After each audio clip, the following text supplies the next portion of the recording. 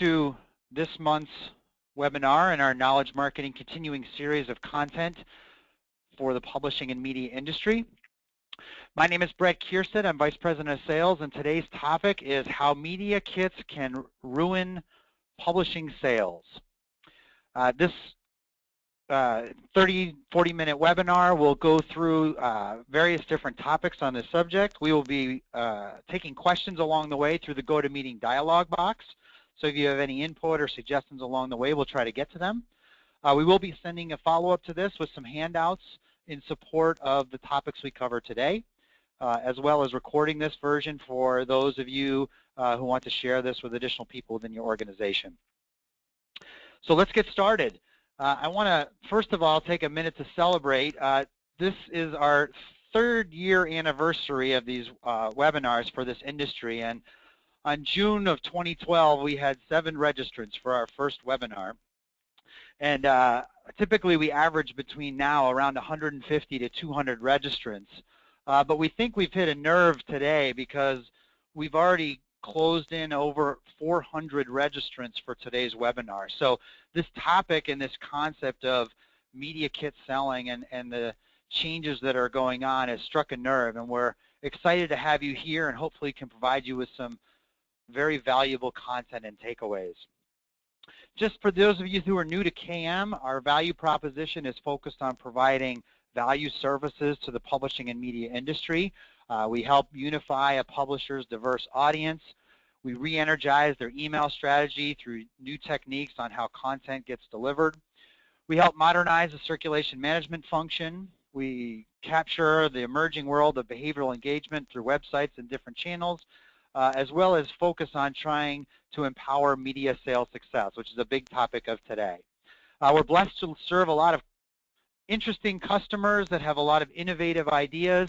We have a client advisory board who you can see on here that is a subset of our media clients that advise us and share insight and techniques on issues that face your industry. So we come to you with experience both on the technology side as well as strategic side of how to help organizations like you really tackle some of the cool but yet challenging and emerging opportunities that exist within our industry. So again, thank you so much for coming, and let's get going. So we'll probably run about 40 minutes, so hopefully we'll get that just a little bit ahead of time because we got a lot of things to cover. We're going to cover the good old media kit. We're going to talk a little bit about the media sales paradigm and what's driving change to this,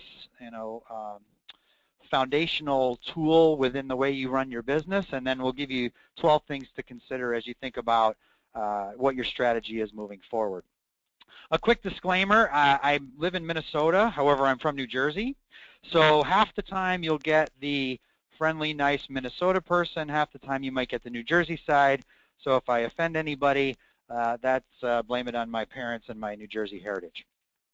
Okay, let's start with a quick poll. I'm going to ask you guys to respond to this using the GoToMeeting controls.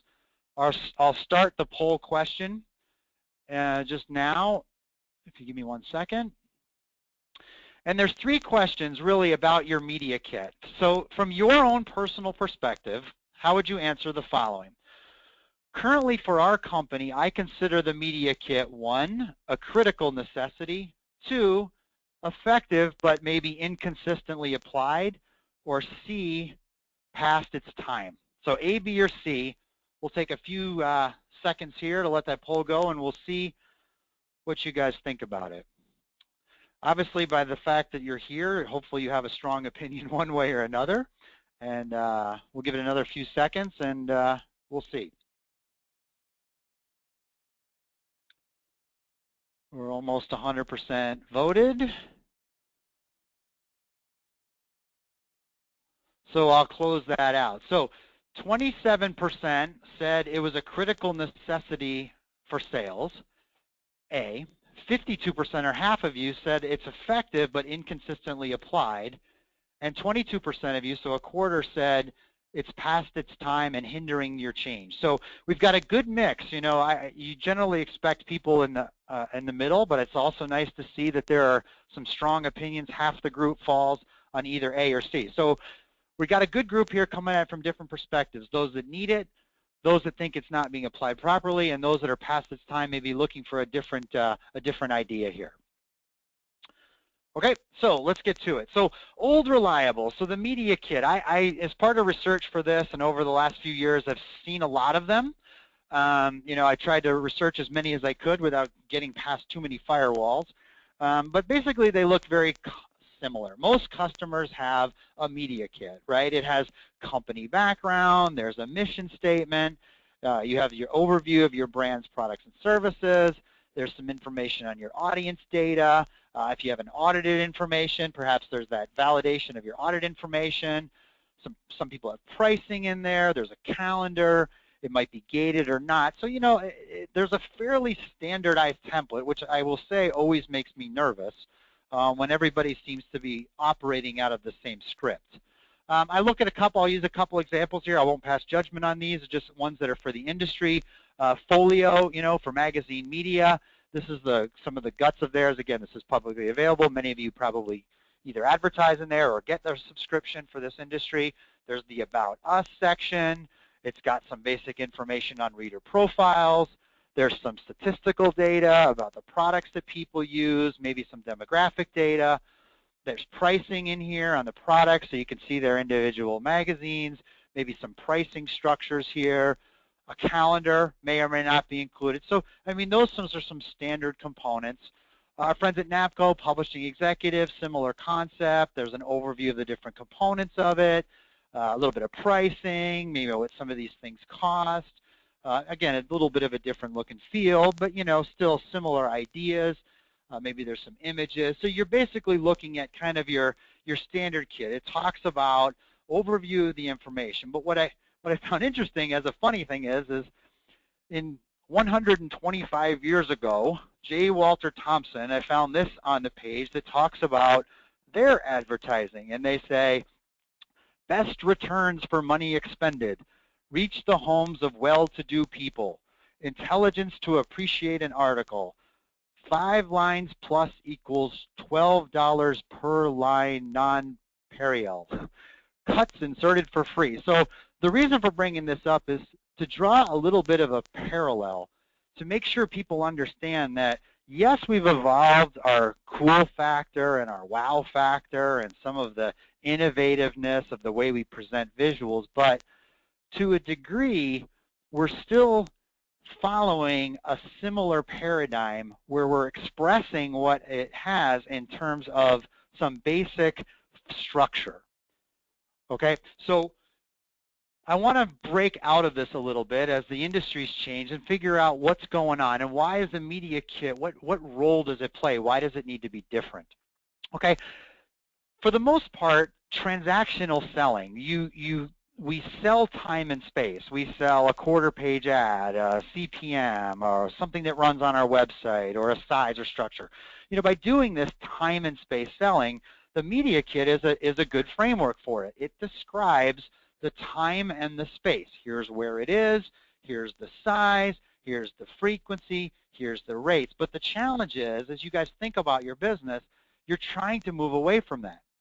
So if you're trying to move away from time and space selling based on this kind of structured ad buy, you're trying to sell more services and others, what do? Because those of you that are in selling or those of you that are responsible for revenue or marketing within your business, there's a lot going on. There's new buyers, you know, the people that bought a certain way are changing. I always hear people say, this 22-year-old kid fresh out of school is the one buying, and you know, there's an impact to that. There's a decision. There's a change in strategy. You have new competitors. There's new products and services that you have. There's new technologies for pricing or ad buying. There's new revenue opportunities for you. A lot of the salespeople talk about new quotas. You know, I have a quota for digital. I have a quota for services. I have a quota for this, that, and the other thing with incentives on that. There's new conversations. You're talking about things that you may have talked about before. And for salespeople, there's new skills. You know, really, I know this sounds cliche, and a lot of people use this word, but there's a reason for doing this framework, this transactional sale, which we just said the media kit accommodates. It sets up the framework of a transaction between you and your customer by defining the rates and time and space. But when you move into a solution sale where you're looking for an interactive conversation, what happens? How does the media kit either help or hinder that? Okay, so there's a lot of people out there trying to move sales forward in this industry. Our friends at the Laredo Group, our friend Carl at Niche, the ABM folks, KM, we're all out there trying to help folks change this paradigm. Again, this selling paradigm that includes the tried and true media kit as a core component of how you represent what you do. Now, obviously, there are times when it is inevitability. Sometimes the media kit is required. Someone asks for it, a big agency RFP. Again, we're not implying that you can cut it off today for all purposes, okay? But remember, what we're talking about here and what we'll be going through is how it impacts what you're trying to do as a business. I like, and I've talked to a lot of customers about different disciplines, but I think the Challenger sale, if any of you have read this for your organization, is a good paradigm that's out there now. It's called taking control of the customer conversation. And I'll explain to you why Media Kit is so important in this in just a second. These guys did a lot of research, and they say, what sets sales apart is not the quality of the products, but the value of their insight. So again, your products. The idea is to help your customers either make money or save money they didn't know possible. So the question is when you think about the media kit in this context, what role does it play? Is it contributing to its success? And the more complex the sale gets, if you look at some of the statistics of their survey, the more important it is to be good at your craft. The difference between an average and a great transactional salesperson is 59% performance. But in a complex sale that we're evolving to here in media, the difference between good and great is double the productivity. So if you're not strategic and thoughtful about how you sell, and you don't think about the role the media kit plays in that process, you're really running your business back towards the average as opposed to the top. And this is the reason why. For those of you who have never seen this chart and don't think about what your media kit does in the industry, I encourage you to do this. But think of it this way. According to CEB, when they look at selling, and they've studied a ton of buyers, of B2B services buyers, the data that they publish is that 57% of the customer's purchase decision timeline is complete before they ever have contact with a salesperson. Okay, so if I'm in the research stage, if I'm a media buyer and I'm potentially considering your company, and all you're presenting to me is the media kit in its legacy format, understand that that is the research tool or one of the primary ways that they research and formulate an opinion about you. So arguably in a transaction sale, what we've had in the past, a media buyer could say, I've learned everything I need to know about you. I know how much things cost. I know what your products are. I know your value proposition. I know your services. I can look at your rate sheets. Not sure why I need to call you, which is fine if all you're looking for them to do is place an insertion order for a specific product. But again, I challenge you all to think about what is it that you're trying to accomplish as a publisher and media company in your sales organization. You want strategic sales. You want marketing services. You want custom media. Well, none of that presents itself or manifests itself in a templatized media kit. So when I say that this has a strategic importance to sales, that the media kit is something that lives beyond just its life as it exists online, you have to understand this is the context for it. Okay? So with that setup, the belief that a media kit done right or a replacement or a different version of it plays a critical part in your business success, here's the 12 recommendations that I have for you.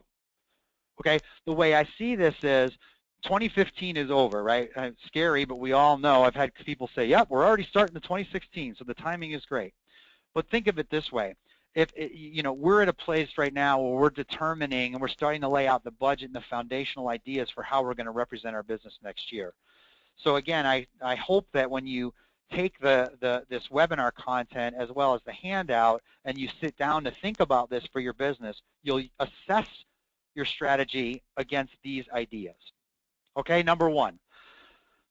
The first thing is effort and emphasis. And the reason what this means is, are you, as a business, do you see the media kit as strategic? I did that poll result. Some of you do. Some of you think it's absolutely critical. Some think it's dying. Some think it's fine. Maybe it just needs to be applied differently. Regardless, the question is, when it comes to next year, are you going to mail it in or are you going to do something different? And I don't mean to minimize that because everybody knows it's a lot of work. It's really easy to take the same template you've used for 100 years, change the numbers, flip out the graphics, and send it out again. Okay? If you're going to do that, great. You can drop the webinar and move on to the next thing in your day. This is really designed for people that want to take a critical look at this and see, can we do something different? Okay, so the first decision that you have to make is, are we going to put forth the effort to try something different? The second thing is what I would consider the balance between form and function. I saw a lot of incredibly beautifully graphic, artistic media kits that had little to no functional value. It wasn't a useful piece. Similarly, I'm sure in the olden times or in times past, there was too much emphasis put on the data and the function, and it didn't represent the brand enough. So again, a good assessment for you, just as an idea, is to say, do we have a balanced approach? Does the kit, in whatever format it ends up being, does it represent a good balance between art and science, or the artisticness of your brand, and the function of the results that you create? Number 3, this one's fascinating to me, and I hope it is to you, is what is the defined purpose of the webinar, or excuse me, of the media kit? When I looked at the media kits, I imagine, some of them 50, 60 pages long. I've wondered, what was your point? What were you trying to do for the person that got it? Were you trying to educate them? Was it nurturing a lead? Was it trying to get them to set up a meeting with you? Was it for them to introduce you to somebody else? Were you actually looking for them to transact from it? I find it fascinating that it seems these documents are written to try to do everything all at once. And it seems very difficult to create a long-form content like these kits that accomplishes every single possible purpose of the marketing funnel. And so I think reevaluating and deciding what is the outcome that we want from a potential advertiser or potential client to do once they see this. Is it all of these, or is it something more specific? I mean, I think reasonably in a strategic sales environment with a high-end strategic client, I think you want it to be provocative and educational with the desire to get them to meet with you to design something that's more custom and personalized to them. On the low end of the market, if it's a transactional buyer and they just want to see what things cost, maybe there's a user experience for them that's different. But it's very difficult to mix and match 5, 6, 7, or 8 different purposes in one document. I mean, you think about when you do a webinar, all you do is you want them to register or download one thing, right? Here you're asking potentially for the reader to do a multitude of different things, and I think that clouds the issue. So again, number 3, I would assess it and say, is our media kit strategy, or whatever we do in that area, have a fairly defined and reasonable purpose? Number 4, one of the things I lacked, or I lacked seeing as a lot of it was what I call expected outcomes, kind of a funnel mindset.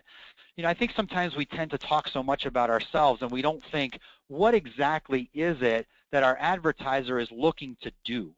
They're looking for prospects or leads, or maybe nurturing services, or they're looking for conversions or complements to the way they're trying to do things. And we don't really seem to write in the mindset that we're going to help them achieve these specific goals. We don't have a funnel conversion mindset or representation in our media kit. For example, we might want to say, hey, the value of us as an integrated media company is we can touch all of your prospects across multiple channels, navigate them through the pipeline for you through services and contacts, and send out a better qualified lead than anybody in the industry or anybody out there. That kind of mindset or conversation piece that would tell me as an advertiser, I'm getting something that is more sales results oriented would be helpful. And I think what I tend to see is I saw a lot of everyone talks about their tools for the first 3/4 of their media kit, and then at the end, by the way, they talk about how some fun case studies or results. I think, and logically, I think it's better to see it the other way, capture their interest with the results that they can expect, and then explain how the tools and products that you have support those results. I think if you just inverted the conversation so that what jumped out for these advertisers was results, not products, I think it would be a more effective document. Speaking of that, that leads to number 5, and that is concrete examples. I was saddened, I guess, if you will, due to the lack of concrete examples of the successes that your product and advertising created. Now, granted, a lot of these guys are probably unwilling to share with you some of that data because they don't want you to jack up their prices, but still, it seems like it was almost like we gave up on it. Revenue increase, how many conversions did they get? What kind of leads did you generate for them? What were the specific outcomes that they had? And again, it was almost universally absent, which would be fine, except, guys, there's one big problem going on in the market, and that is that some of the folks that are creeping up on you from an advertising perspective are really doing a good job. I'm sure you've probably heard of these guys called Facebook. Here's what they do. If you ever go out and look at their kind of, quote, media kit, which is not a kit, it's really a section on their website that walks through the same types of components of what you would have. Here's how it's structured, and you can go look for yourself, but they have a section called Success Stories, okay? And it says real business, real results. And they say find stories by business side, by goal, by industry, by product, by region, and then they have all these different visual examples. And then they go in and this is an example of Heineken Light. What happened? Well, it had 11.7% lift in brand awareness, 7.6% growth in ad recall, blah, blah, blah, et cetera.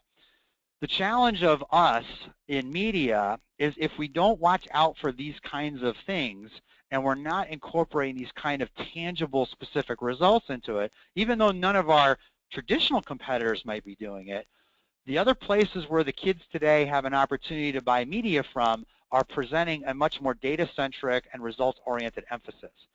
So again, I would ask you to reassess whether or not the results that you show of what your marketing does is clear and present in what you do.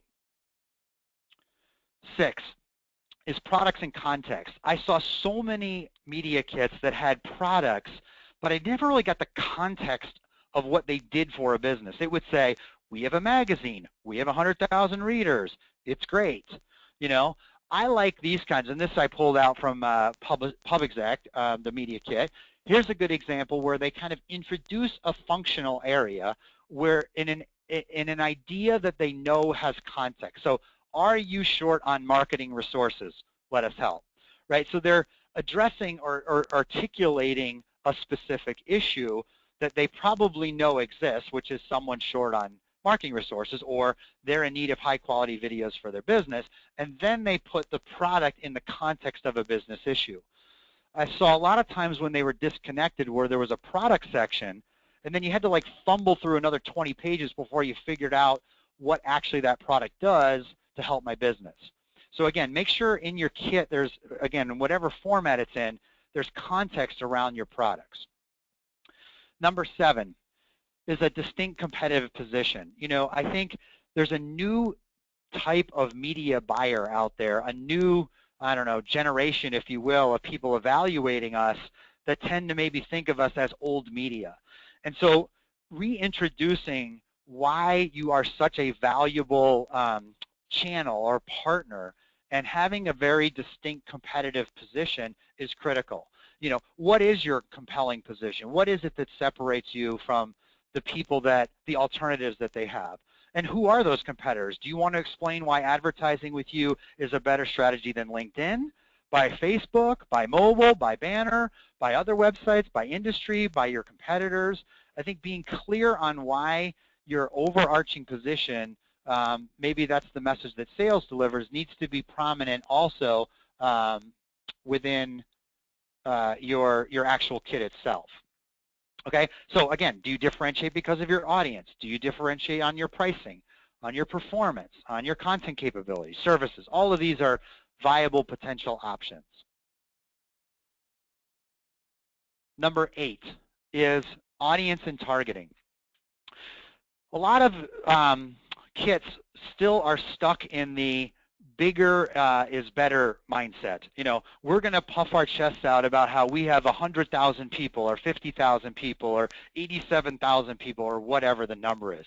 And folks, I think we need to get past that and realize while it's important to talk about those large numbers, a companion to that needs to be your ability to target the people within that database that are relevant to the advertiser. Just because you have 80,000 people, be honest, the advertiser's probably looking for maybe 10 of them, you know, especially in a large considered B2B purchase.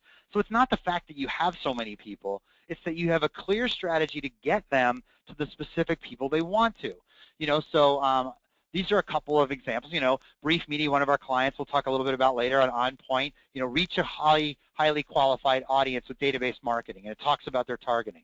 You know, LinkedIn always talks about targeting, and yes, they have millions and millions of people, but it's their ability to get down to a specific number. You know, AdvanStar, which is now UBM Life Sciences, talks a lot about the reach of their audience across multiple channels, but also couples it with their ability to target specific individuals based on profile. You know, we use the analogy, and a lot of people like this, the smaller the slice, the higher the price. So again, in a media kit, if your only mechanism is going big numbers, and all you do is represent bigger, bigger, bigger, most, are you really communicating the uniqueness of your company's ability to get at that gold nugget person that they're really looking for? Okay, so make sure that it aggressively and clearly addresses not only the size of your audience, but more importantly, the ability to get at the right people. Okay, number 9 is, are you cliche? And reading a lot of these, and this is a chart pulled from the book I mentioned, The Challenger Sale, how many times they did a study in press releases were these terms used.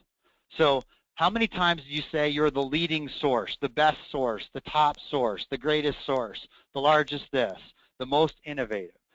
You know, I can't tell you how many times I read those words, and I thought it's interesting how cliche some of these things become. And you don't, the purpose of this is, again, as we've said before, if it's to educate, if it's to excite people, if it's to generate interest, it's to be provocative, you got to make sure that you're staying away from using some of these cliche language that's causing you to get thrown in with everybody else. Okay, number 10 is pricing, a fascinating subject. Okay, just about everybody puts their pricing in there, which again, I'm not saying you can't not do it, but what I am saying is realize the impact that it has. I can pull up this pricing sheet. I was looking through a media kit, and I was pulling this up, and I'm like, super leaderboard, $6.29, super sticky leaderboard, sliders, roadblock, you know, all these different prices, and I'm looking at it, and all of a sudden I thought to myself, I'm like ordering at Burger King. You know, I'm ordering, do I want this and do I want that? And again, I understand the necessity of it, but you have to remember, when you put me in this mode of buying off a menu, I'm looking at you as a transactional partner, not a strategic partner. So long as I can pick off a menu and order, I don't see anything customized or anything personal about this. This just feels to me like I'm ordering at Burger King. Okay, so pricing is one that, again, I understand that you need to have it, and I don't have all the answers on how to. I think that there's a way to put some basic services in there, so maybe some minimum level ideas and concepts on pricing, but you really want to not answer every possible question or make me feel like I'm in that mode. And again, I recognize that sometimes the buyer requires it. You know, if a major RFP comes out and they ask you for a kit and you have to have pricing, I'm not saying that you can avoid that.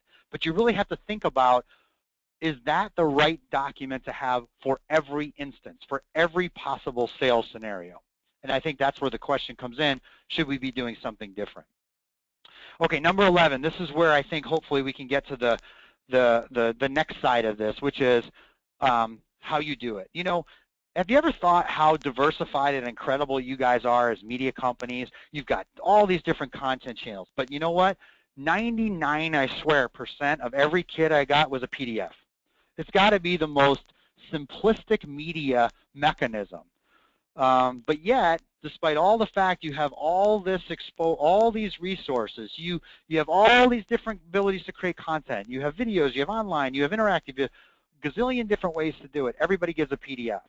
And I ask again, are you really representing the way you are as a business and the different strengths that you have when you deliver such an important piece of information in a very static, non-interactive format?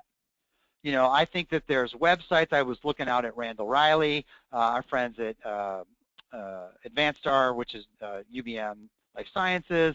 There's different ways that you can present these. Again, I'm not saying that you can't not have a media kit, but there's also ways to maybe have a different user experience, a different way of engaging with you and understanding what you have to offer than just simply this format. It's not dynamic. You know, do you have something, you know, that media kit represents the way you were at a point in time, but what happens if you've grown? What happens if you've added? You know, is it interactive enough to be changing? You know, is the data current in real time?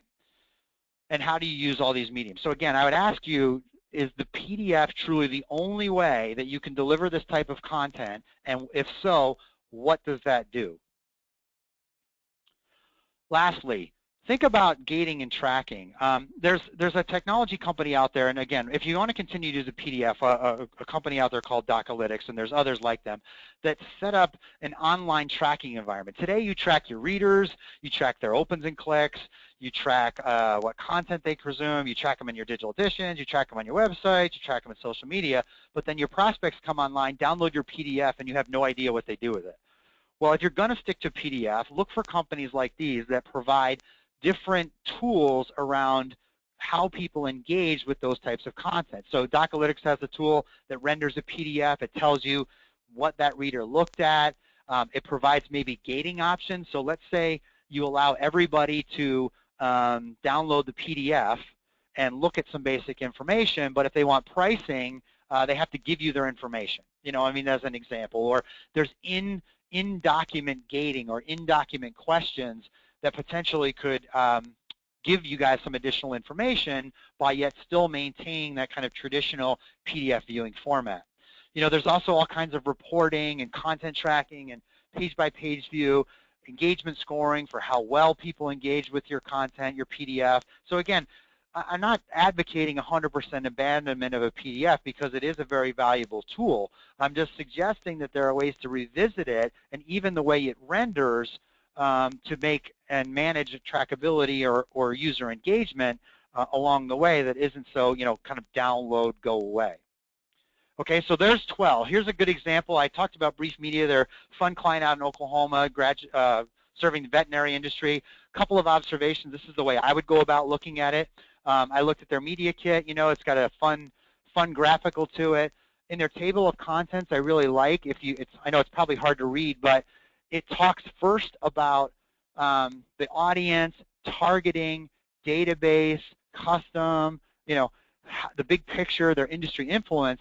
Then in the second half, towards the end, you start to get into the products and the content engagement information. So just framework-wise, it sets up as being more results and industry and community-oriented than product-centric. You know, I like that they talk about the database. They talk about precision targeting, which again I think represents not just the size of the business, but the ability to get at the right people. They have some fun statistics in there. They talk about open rates, deliverability. You know, again, something that shows operational ideas. So, I mean, it's balanced. I think it leads with value. It's good at audience targeting. A couple of these things. I mean, I'd like to see more financial outcomes in there. Again, I think like most, it still is a little bit off on the financial outcomes. It's still a PDF. It'd be nice to be a little bit more interactive, but these are the kind of good strategies that you can apply to this to make tweaks to what you do and just to revisit it strategically on what you're looking at. Okay, so I really want to thank you guys. For those of you who want the content, you can download in the follow-up email from this will be a link to a piece of content that you can get for free that will just give you these 12 questions that you can consider when you're going through this process. In addition, we're really committed to making sure that publishing and media continues to improve in selling. This November, we're going to be partnering with PubExec in New York to start a curriculum around high-performance media selling, to take these ideas on this webinar and other concepts and apply them to kind of the next generation of how media is sold. So if you're interested in that, or learning more, you can certainly email me, and you know, as more information becomes available on what the curriculum and timing looks like, you know, we would love to have your interest. There's a lot of questions on here.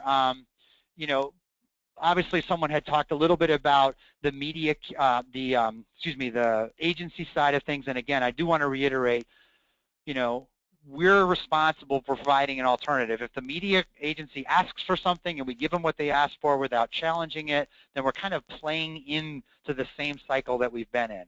Again, I'm not saying that that's not inevitable. No one here is naive to that, but you really want to make sure you have an alternative to say, hey, look, instead of the traditional media kit, here's what I would like. I'd like to walk you through this. I'd like to show you this.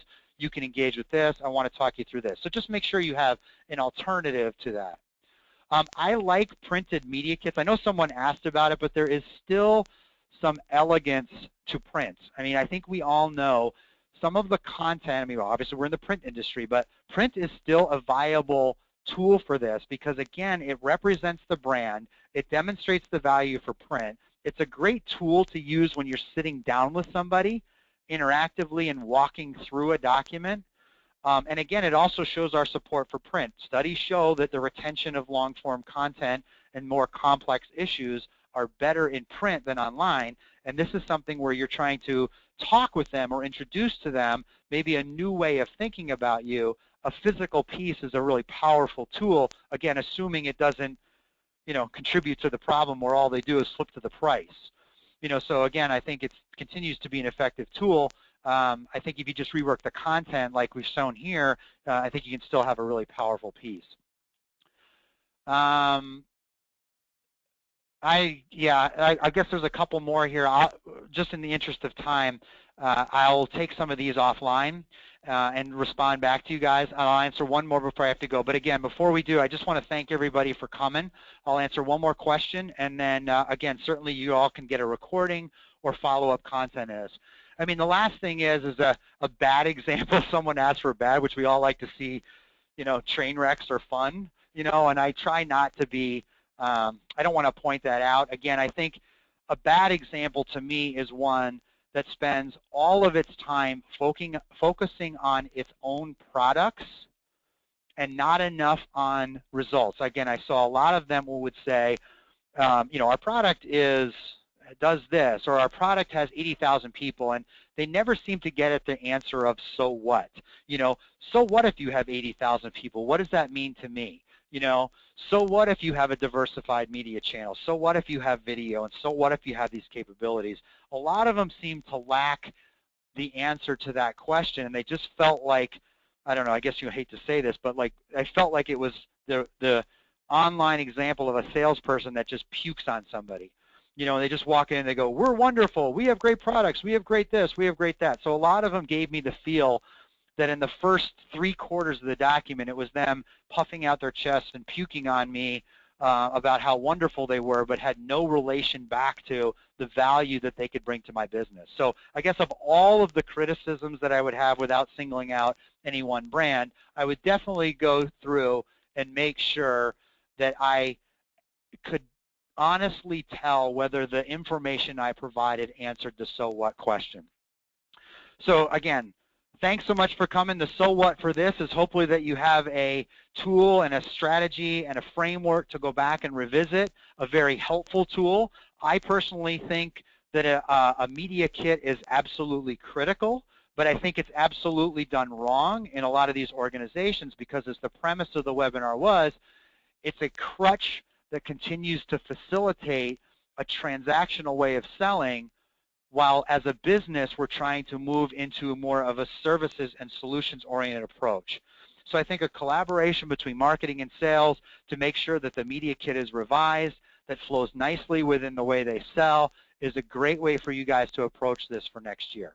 So again, I want to thank everybody. Have a wonderful day. Have a happy 4th of July, and hopefully we'll see you guys all again next month. Take care.